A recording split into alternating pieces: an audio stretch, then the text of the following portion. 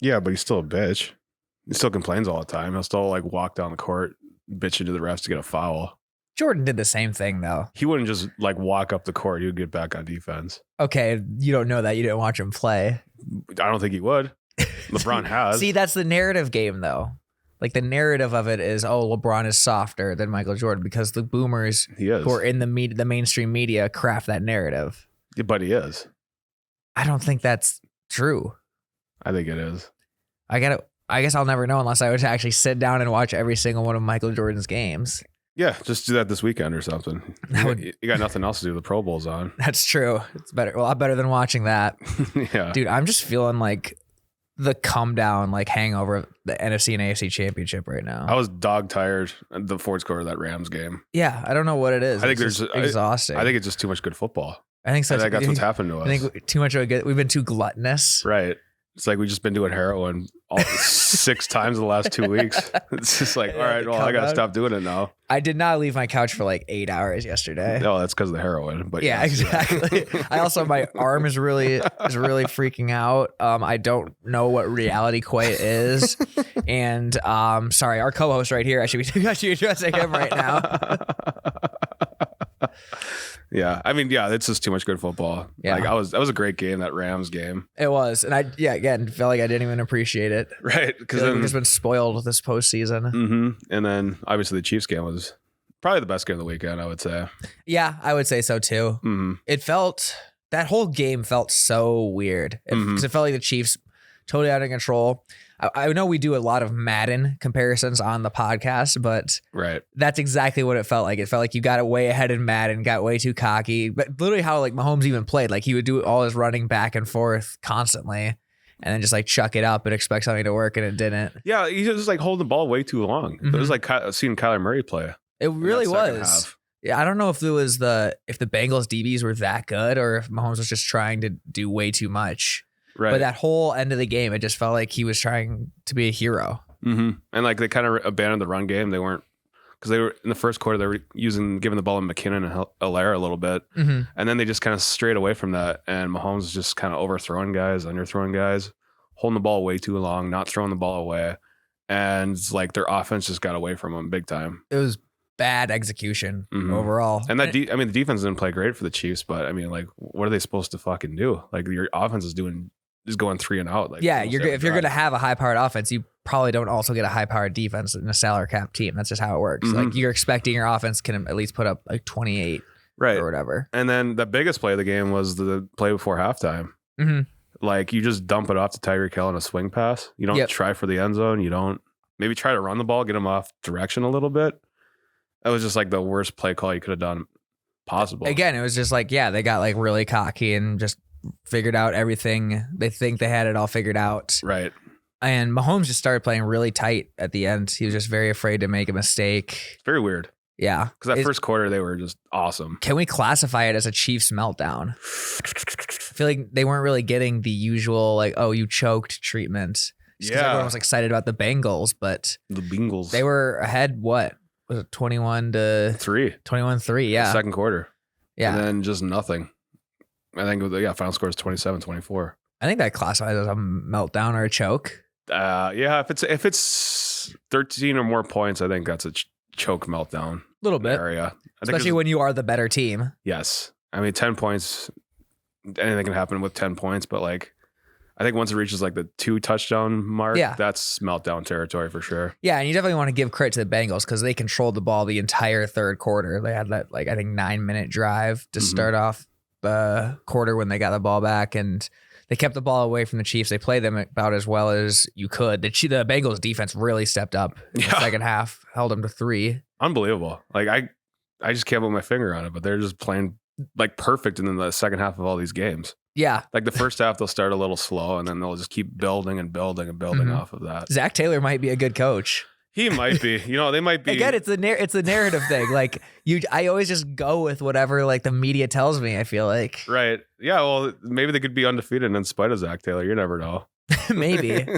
But yeah, who would have thought back? I think it was that Ravens game when Joe Burrow had like 5 touchdowns, something like that. That's kind of when the hot streak started. And there always is that team that gets hot at the right time. Yep. I just don't think anybody truly believed they would make it this far. No, it just makes no sense. It hurts my brain to think about. It does, because I still don't think they're the best team in the AFC. I think they've played the 4 best string of games. Like, I don't know if they can beat the Bills or if they could. No. And I think if they played the Chiefs again, I don't think they could beat them. Right. But you could keep saying that, and they keep doing it. It's like 9 times out of 10 they would lose, but they keep just winning. Yeah, they feel a lot like those Giants teams. Yeah. The Eli Manning Giants teams. Just finishing and just not giving up. Playing great situational football. Right. Yeah. And they're just taking advantage of any mistake that the Chiefs do. Yep. And not making mistakes themselves. Mm-hmm. Right. Yeah. And then like, yeah, it's just, I don't know. I can't put my finger on it. Yeah. They're going to play in the Super Bowl. It's just bizarre. First time since 1988 with Boomer Esiason. Yep. And 2 seasons ago, they had the first overall pick. Last year, they had, I think, the 3rd or 4th. I think it was the 4th, yeah, right? Yeah, because they got Jamar. Like it was the 5th pick or something. Yeah, it's got to be the quickest turnaround or rebuild that we've ever seen. And who even knows if they're legit after this year? Because we've talked before, like this is kind of their year in terms of like health and contracts. Contracts. The division is on a down year. Right. I don't get it. It's so bizarre. They've taken advantage of their opportunity. They've taken advantage of their moment. Right. The pandemic started with a Joe Burrow national championship, and he's about to win a Super Bowl before the pandemic's even really over. It could be. That's a very real possibility. Unbelievable. Huh. Like, yeah, because I last night when I went through and I started scrolling his Twitter. Also, side note, that's one of my favorite traditions of Twitter during when a new quarterback goes to Super Bowls, everyone just digs up their really old tweets. Oh, yeah. I love seeing how athletes used to use social media, like back in the day.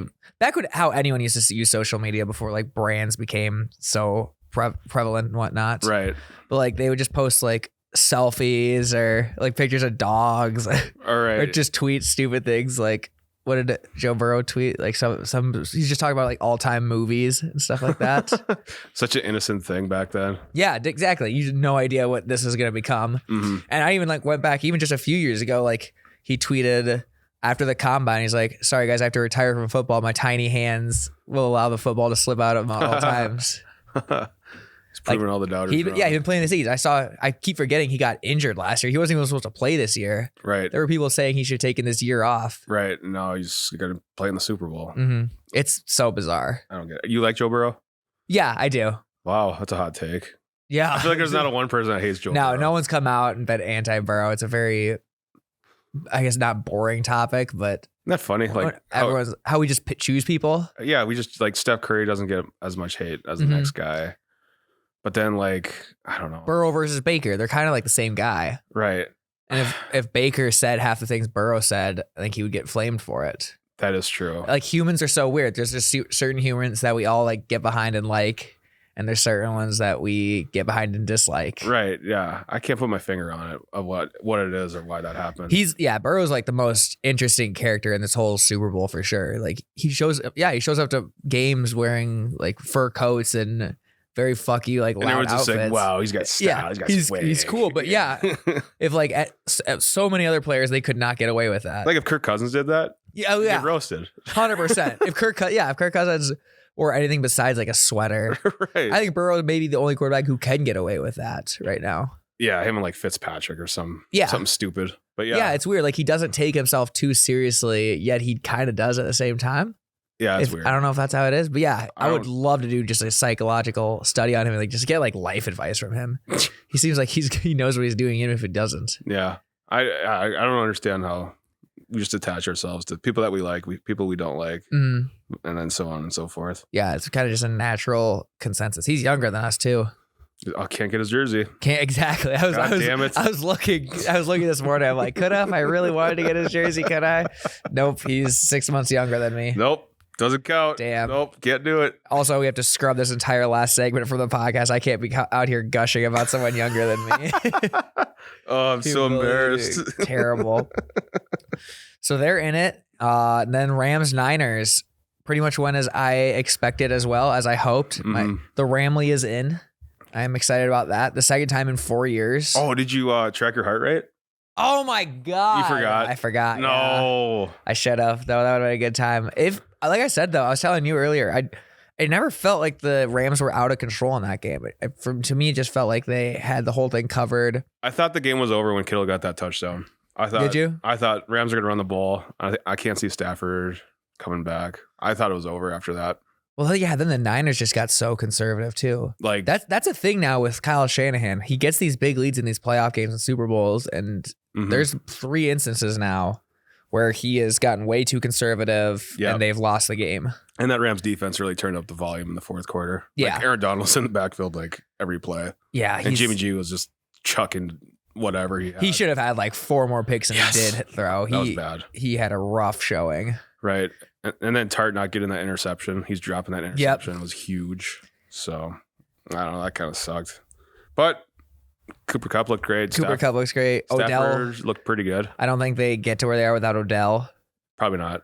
Odell has been a very huge addition to the team. Do you think Odell's an upgrade over Robert Woods?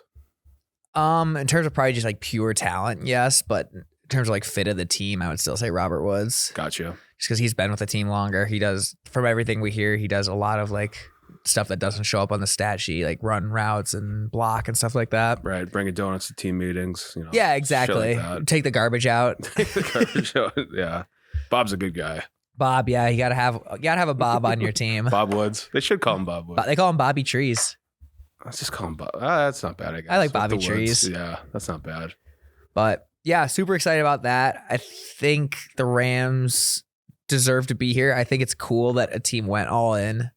And I think that's a good example for a lot of other teams because you're seeing a lot of other franchise always just pitter patter or stay on the fence besides with what they want to do. Right. And it makes sense. Like there's so many teams that miss on a first round pick. It's like, why not just trade your first round pick and hit on a guy that will a veteran that will probably be good for 1 or 2 years. I've never understood that logic. I think first round picks are completely overrated.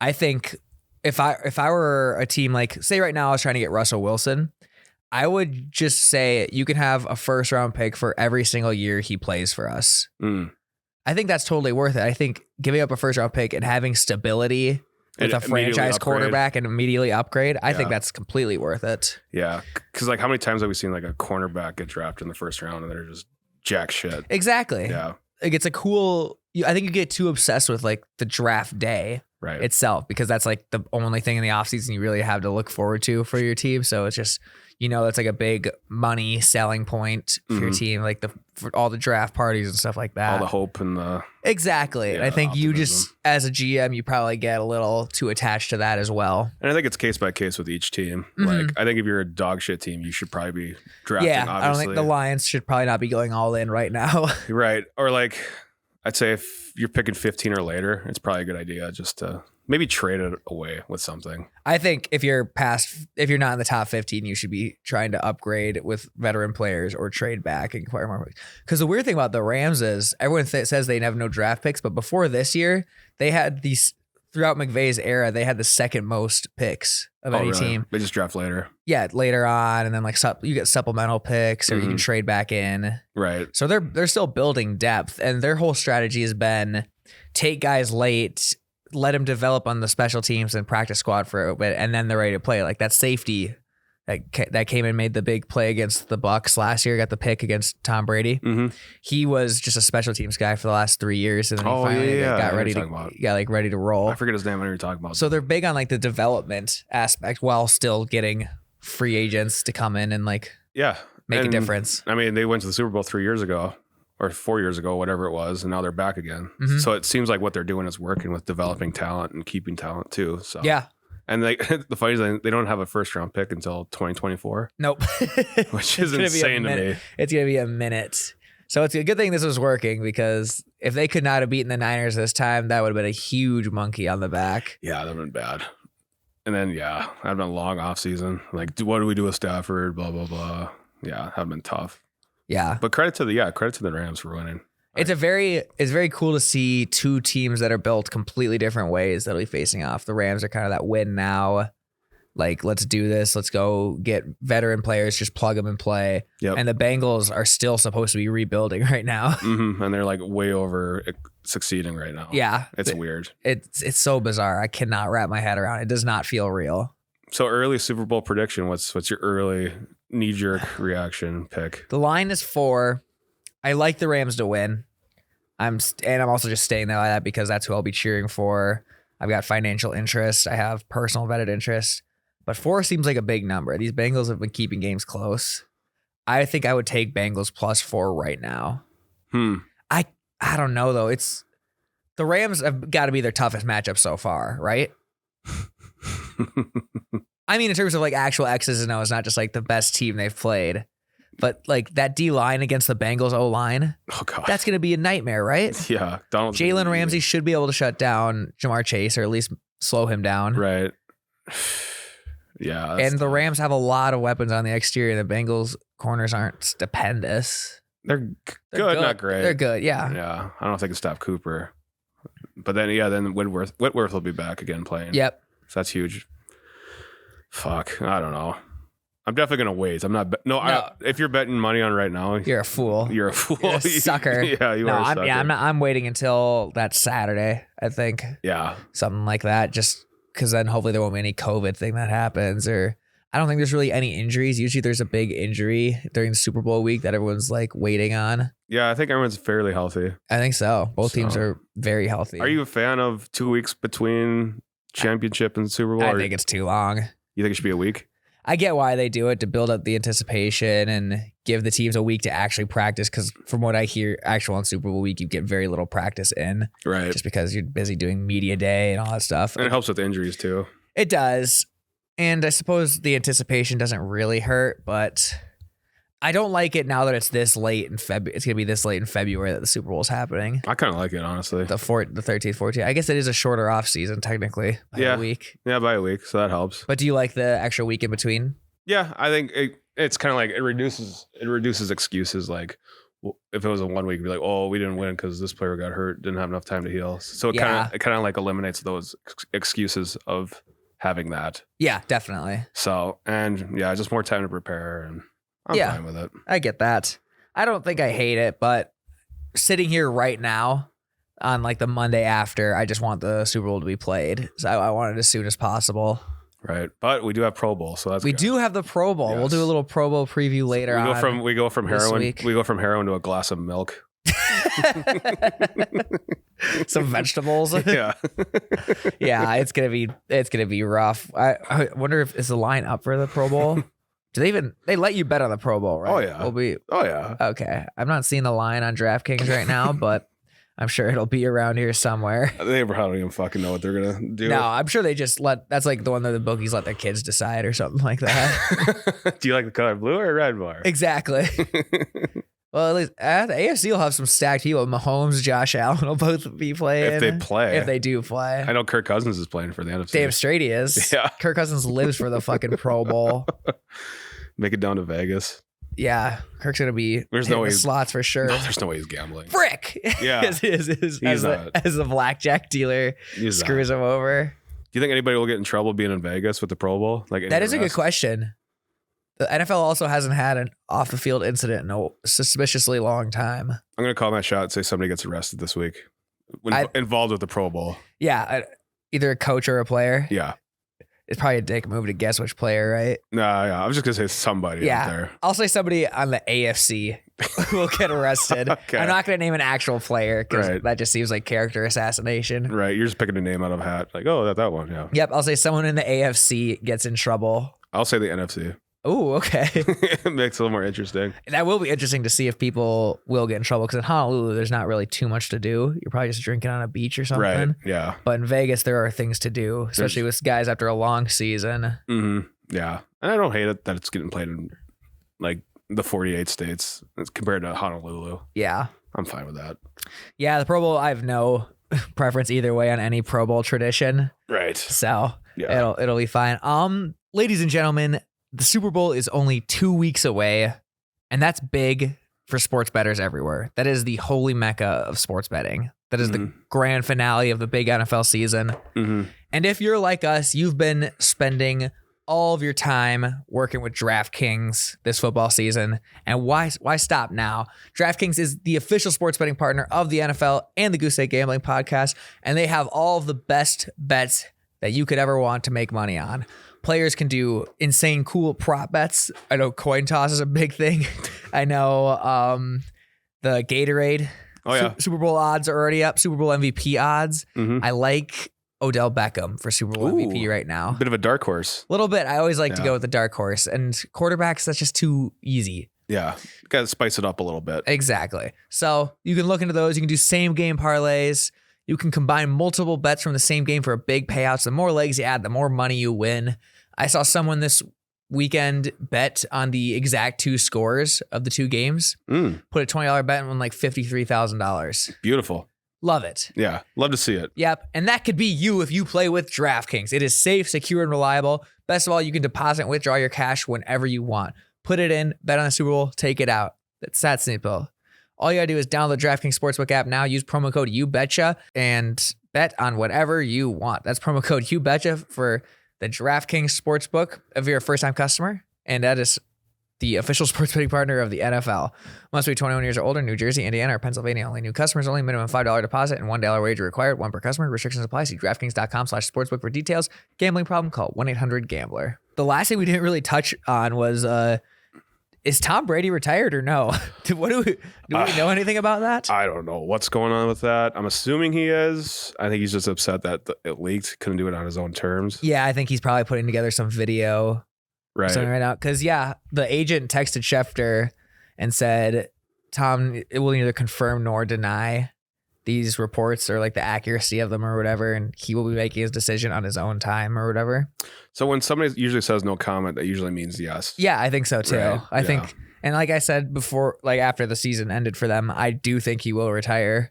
I was not surprised by the news at all. Right. It seems, I feel like he's kind of over the whole Tampa thing. He's just ready to move on to the next chapter. And it sounds like his family is playing a very big influence in it. Yeah. I'm fine. I have an ethical question for you. Do you think it's weird that, or do you think it's sad or whatever that Tom's family is like playing a big role into his retirement? Because I think he still wants to play. I think the consensus is that, but a lot of people are saying that it's kind of messed up that Giselle and the kids are playing a hand in his retirement because he is the greatest to do it. I think that's fine. I mean, what else does he have more to prove, really? I think that too, and I also think there's the aspect that she was the Tom Brady of supermodeling, and she gave that up for the family. Right. So I think at some point, it's fair for her to expect him to do the same. Right. Like, is your 9th Super Bowl going to be as good as your 8th Super Bowl? Exactly. Once he won with the Bucs. Once he won with the Bucs. Right. It's kind of over. I mean, he has nothing left to play for. And it's not worth getting a bad head injury or like tearing your knee apart for one more year for a ring that you already have. Just to pad it. Just to pad his stats even more. Yeah, and I think it's fine. I mean, if it wasn't a sport that like a violent sport like football, I would kind of see his side. Like golf. Let him keep playing. He's earned it. He's played the long. But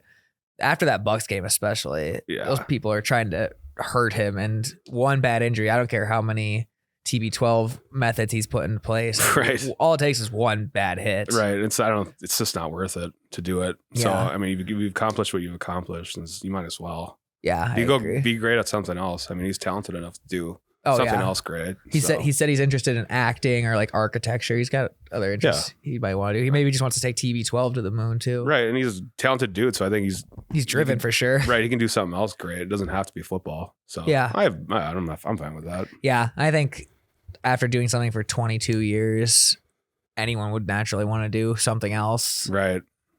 Yeah. I mean, what's one more? I just don't think one more year is going to be more cons than pros. Yeah. I just feel so terrible for anyone who has to watch the NFC South this upcoming year. It's going to be so bad. Who's going to win it? Early predictions. I think the Panthers. I don't know. Matt Ryan is still on the Falcons. They got to probably be the favorites right now. They were bad last year. They have a good defense. I think Calvin Ridley coming back will help. Is he coming back, or is he done? He might be on the market from what I've heard. Okay. There's a lot of star receivers that might be. And I like Atlanta's defense too. They have a nice young defense. They got Arthur Blank. Yep, great owner. I saw him at the Falcons game. Did you? Mm-hmm. We're just walking around or what? Yeah, he was talking to the cheerleaders. It was a little creepy, but yeah. That's a bad look. Seemed like a good guy though. Hey, he's just talking to his employees. Would you not want your boss to have a check-in with you before a big event? But you kind of beeline for the cheerleaders. It's a little sus. How do you know he didn't talk to the players in the locker room? I'm sure he did, but maybe he talks to the cheerleaders in the locker room too. You never know. That is true. I don't know. It just like It seemed a little too beeline-y for me. he made it his way right there is what you're saying? Sort of, yeah. Gotcha. Yeah. That's a little weird. Come on, Arthur Blank. Mm-hmm. So. Damn, they have Arthur Blank and Arthur Smith. I just realized that. Yeah. 2 arts. 2 hearts. What, is there a shorter word for Arthur? Artie. I've heard some people go called Artie. Artie, yeah. I would think I would go by Thur if I was Arthur. Thur's pretty cool. Arth. Nah, I don't know. Doesn't work. Yeah. All right. Well, yeah, I think it'll be interesting to see these next few weeks. I still think, the Rodgers news will be coming out somewhat soon, so we'll have stuff to talk about. Oh, yeah. We got combine. We got draft, mock drafts like crazy. I don't know if you can bet on the combine, can you? Maybe. I'm sure there's something you could do. You could probably bet on 40 times. Yeah, something like that. I'll do some research. I'll do some hand measurement bets. Yeah. How big is your hand? How's your litmus test or whatever they do? What's that one? They take a test. I'm trying to remember what it's called. The pro something? Actually, I think they got rid of the test. Did they? They don't do it anymore. The Wonderlic? They got rid of the Wonderlic. I think they got rid of it. I can't confirm nor deny. Why did they get rid of it? Cancel culture? I just don't think people stupid. I don't think it really matters. Probably not. Because I think Carson Wentz has got a huge Wonderlic score, but we should take the Wonderlic. Oh, I would love to. It's an 11-minute thing. We'll do the Wonderlic. Okay. Maybe the Thursday, something like that. Yeah, I'll do a Wonderlic. Or we can do it around combine time. Yeah, we'll probably need it. Yeah. All right, we'll do the Wonderlic. We'll take a test for you guys. And then we'll reveal our results live on there to see who's smarter. Who can play quarterback? Who is more likely to play quarterback? That's true. All right, we'll leave it there. We got a fun 2 weeks. It's gonna be a lot of time, but yeah, like Jerrod said, stay patient. Don't place your bets right now because so much can change. The line already moved up a whole point from last night. Oh, jeez. So just wait. Yeah, exactly. There's nothing to prove. You guys see how these media days shake out? Who's gonna offer up some sort of quote? Yep, the best day of Super Bowl week. Media day. That's like the only one, isn't it? Really? Well, there's Super Bowl day. There's Super Bowl day. They also have the new entrance now on Sunday. Like when they get there, they have the little parade for them. Yeah, that's stupid. And then they have NFL honors. The NFL is too much money. The NFL needs to find something else to do with their money besides host like big parades, and they've turned every event into something on the calendar. Right. Which is good for fans, but how much can you really? Yeah, it's like we get exploit OTAs or something like that. Right. The NFL is literally just, waving money in our face at this point. Yeah, they like to do that. Yeah. They probably earned the right to. Gets Roger Goodell another cushy chair to have in his basement. Yeah, right. Yeah. Stuff like that. Likes to sit. He does like to sit, and I do too.